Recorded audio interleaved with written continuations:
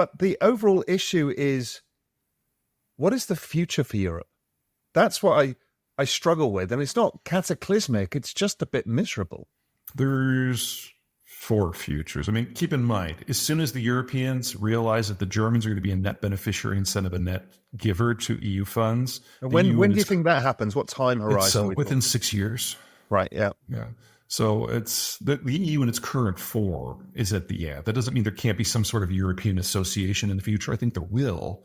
But economically, there's four different stories. You've got the UK, which once it figures out that really its only option is merger with NAFTA, it'll have to suck it up and give much more to the United States, Canada, Mexico than it ever gave to the European Union. But it's the only way to get on the right side of a tariff wall with the customers that can allow it to maintain its economic model. It's the only game in town.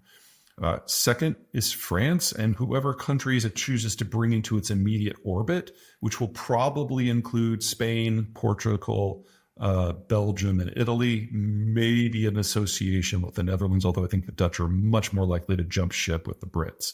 And that's a Paris-centered thing. Third, Central Europe. Their demographics are aging very, very rapidly, in many ways even faster than Western Europe, but from such a younger base that they still have another 30 to 40 years to go. And you partner them with Scandinavia, which has the most stable demographics outside of France. That's an association that has a lot in common, not just culturally, but strategically. And they're all concerned about Russia being public enemy number one. That just leaves Germany, which is hosed. The German demographic is awful. Their industry was designed for a different world. They're having an energy crisis, was shutting down their entire chemical sector, which is now feeding through their manufacturing system. I don't see how that works unless someone pays them to exist.